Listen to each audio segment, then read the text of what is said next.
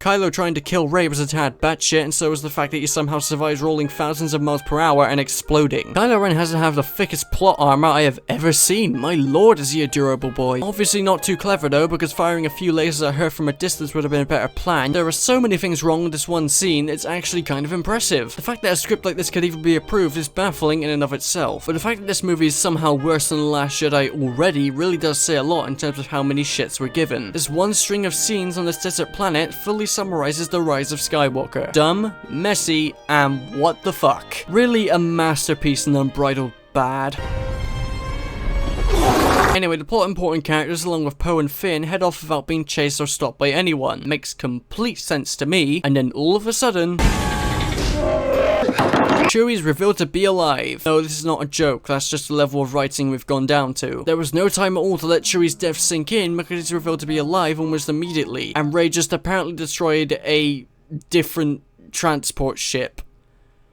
There were 2 writers for this movie, and now that we know he's fine, it's super fucking awkward when everyone mourns and acts like he's dead. I'm not against the idea of faking Chewie's death, but give us some damn time. They decide to head to a planet called Kijimi to find a droid smith, who can hopefully get 3PO to stop being a pussy and shout racial slurs at the top of his lungs. But of course, the PG version would be to simply reveal the location of the second Wayfinder, given that they have a black person with them who was said to be this incredibly important character, only for Disney to immediately relegate him to comedic sidekick jackass after his presence in the film didn't go down too well with the Chinese. We stand and support Black Lives Matter with John Boyega. What supports?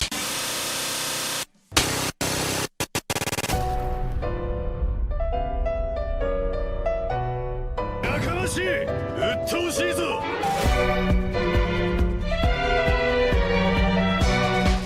今なんか電気。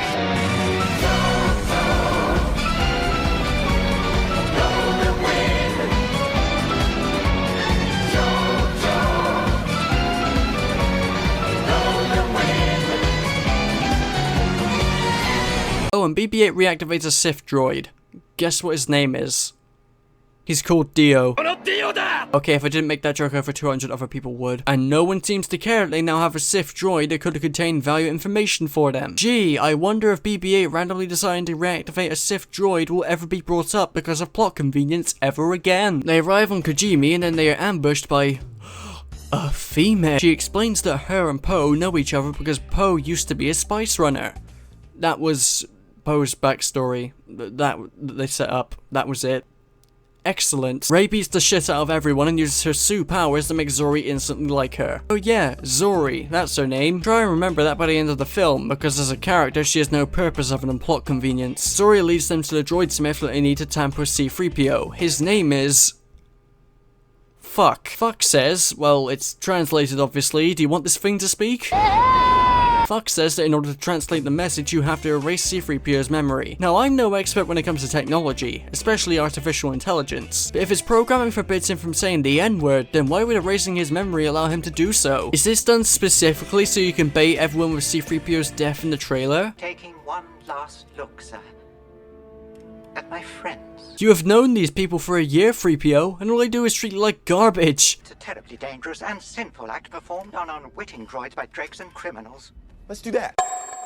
All of your actual friends are dead except for Leia. Well, we're not at that scene yet, but my point still stands. I mean, I didn't hesitate to kill you for God's sake. And wait, couldn't Dio possibly translate the message, seeing as he's a Sith droid, you retarded shit? Well, C-3PO says that R2 has a famously unreliable memory, and that any hope of restoring his memory through R2 would be misplaced. This line exists to bait you into thinking that C-3PO is truly gone after this scene, even though later we see that R2 actually manages to restore C-3PO's memory using a backup. I guess he just forgot. Also, R2's memory and storage, according to C-3PO, is famously unreliable. Famously unreliable, huh? Wow. I sure hope that no one has ever tried to store important information in R2-D2 before in the past. That would be quite embarrassing. Anyway, 3PO gets bricked and then he comes back to life to finally say what we've been wanting him to say the whole movie. You fucking nigger!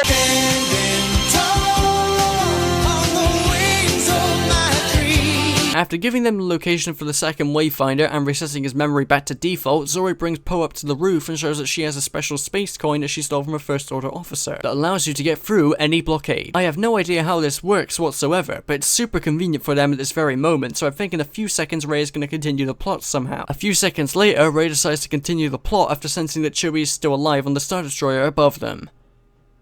Yeah, that just happened. Can't sense him when he's a few meters in the sky, or sense that he's alive when you blow up the transport ship, but you can definitely sense him now. That's cool. They headed to the Star Destroyer to save Chewie using the coin to get through the blockade, and they instantly get out and shoot everything.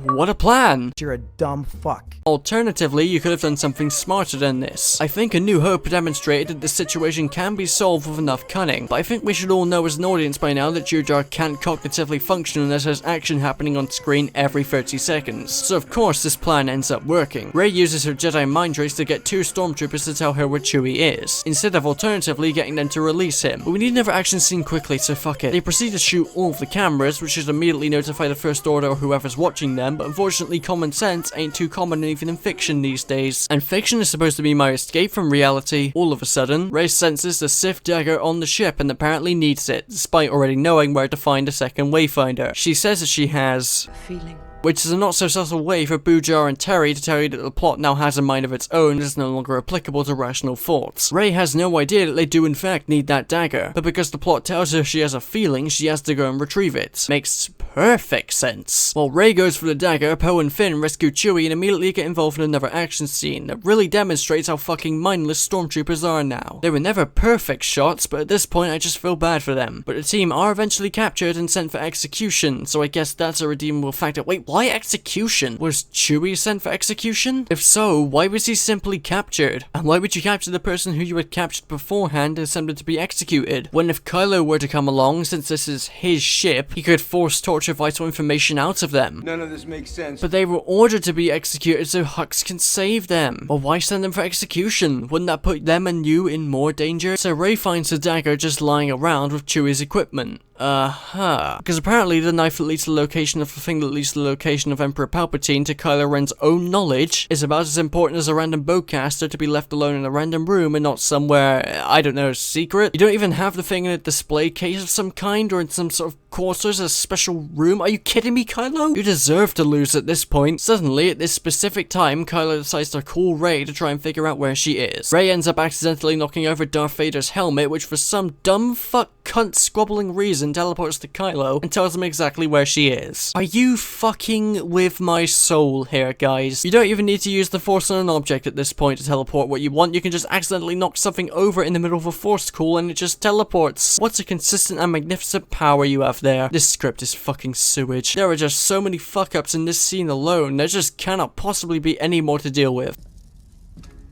I'm the spy. Fuck. Okay, so Hux is just a spy now. Despite being the most devoted, loyalist, extreme First Order space Nazi to ever exist, who literally had a hand in completely wiping out the Republic only a year prior to the events of this movie, which ended potential billions of lives. But his reasoning for helping the Resistance is that I don't care if you win. I need Kylo Ren to lose. So you don't care if they win, but you need Kylo Ren to lose. Kylo is the supreme leader of the First Order and your only Force user. So yes, you do in fact care if they win, you ginger twat. He wants Kylo to lose because Kylo beats him up a little during The Last Jedi, and Lee's little outbursts are enough to make you turn traitor. Are you what is happening in this movie? Hux helps them escape and then tells Finn to shoot them to make it look like he's innocent, even though there are cameras everywhere, you awful piece of shit script. Oh no, I should save that for this part, shouldn't I? Yes, because Kylo really wants to keep trying his luck with getting the girl, he decides to finally tell Rey about her lineage. You have his power. You're his granddaughter. You are a Palpatine.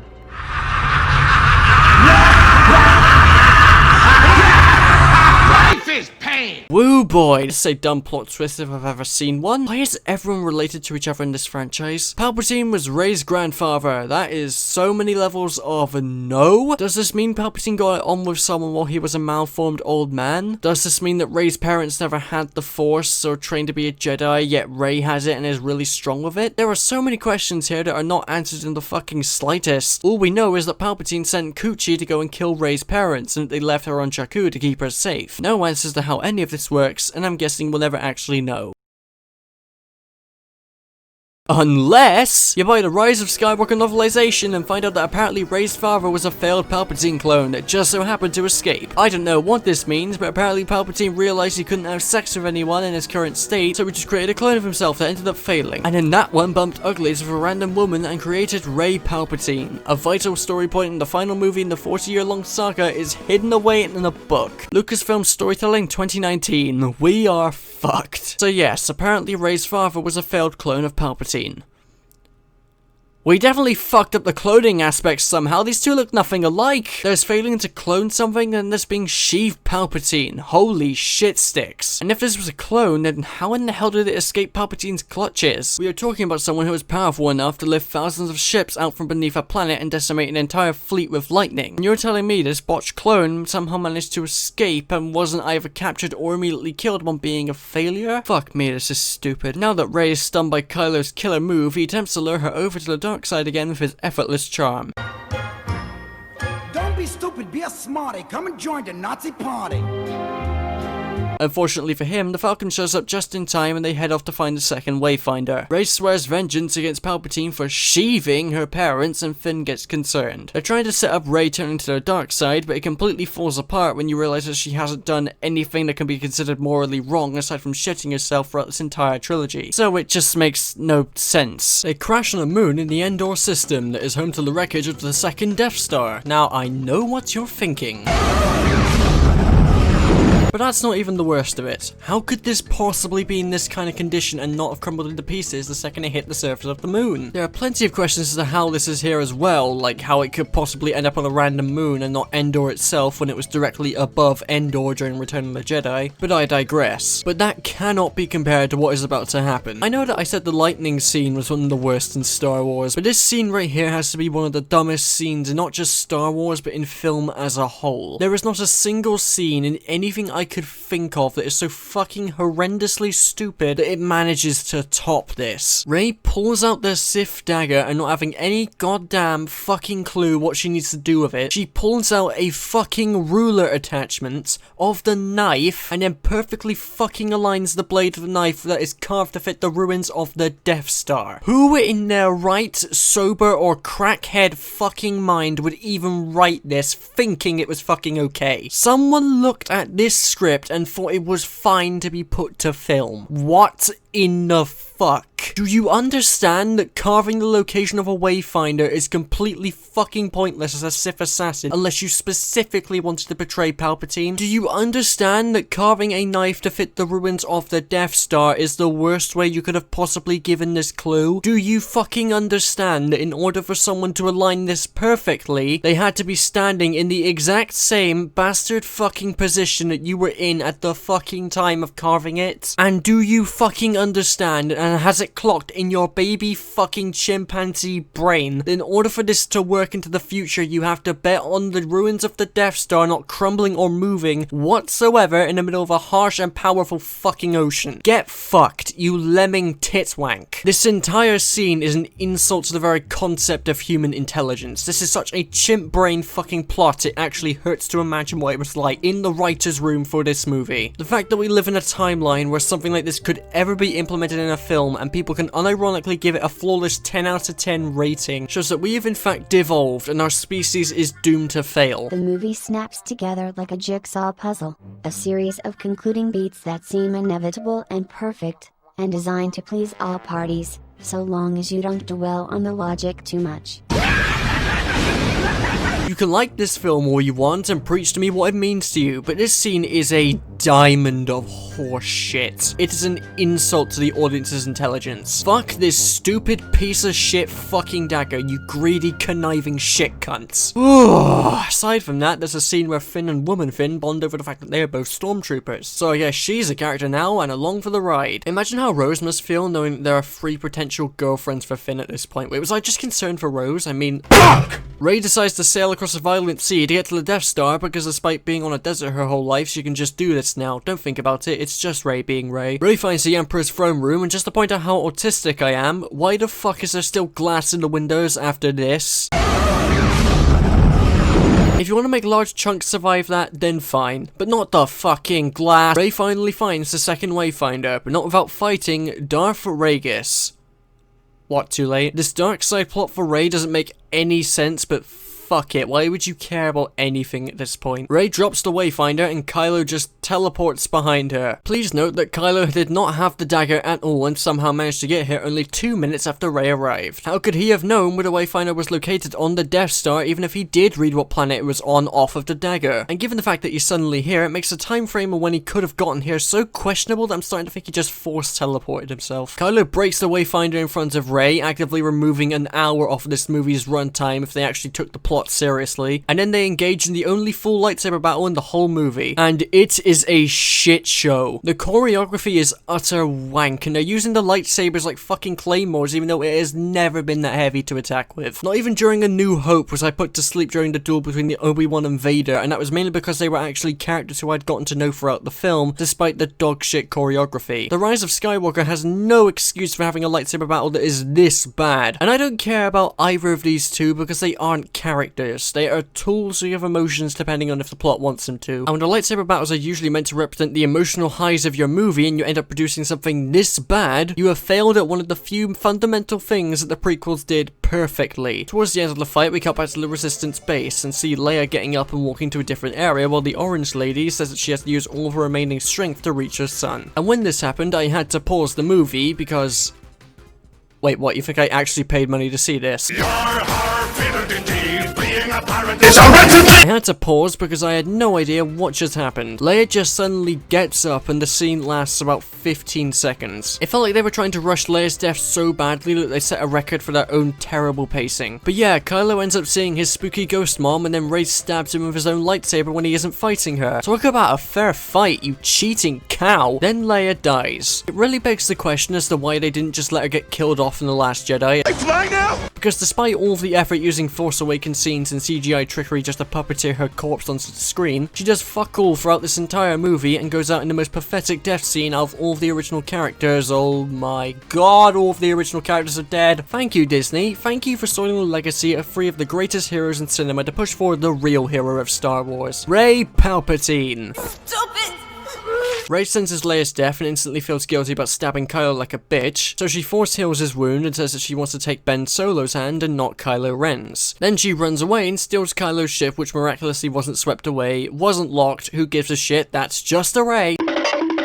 Finn, not Finn, and Poe return to base with no clue where Exegol is located while also learning of Leia's death, leading to the only good scene in the movie where Chewbacca gets visibly upset and breaks down after hearing that Leia had died. It was a genuinely sad scene, but at the same time a part of that sadness came from the fact that all of his friends were killed off, and in the most pathetic ways imaginable. Still, at least they actually showed that Chewie is still as much of a character as the rest of them were, so I guess that's a good job on their part. Well done, Boojar. Next we see that Kylo is standing alone on the ruins of the Death Star before seeing a vision of Han motherfucking Solo.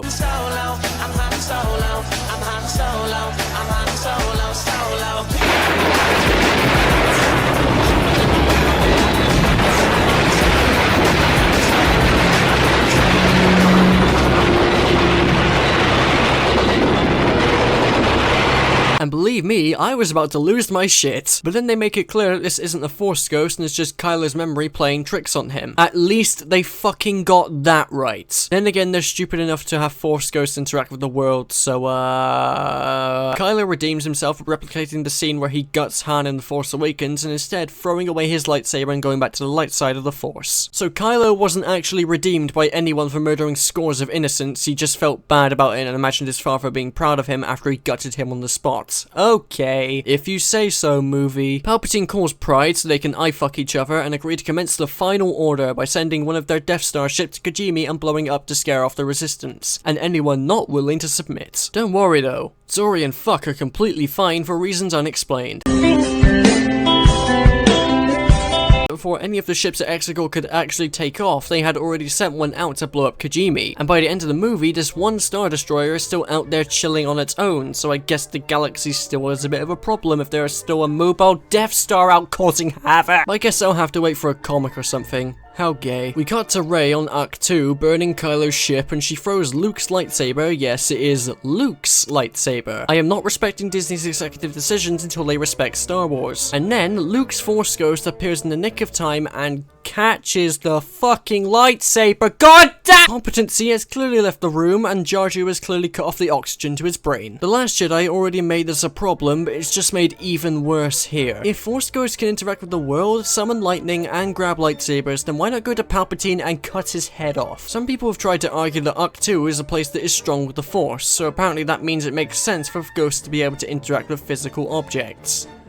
Not really buying that. Also, it doesn't say anywhere that Arc 2 is specifically a place that is strong with the Force, so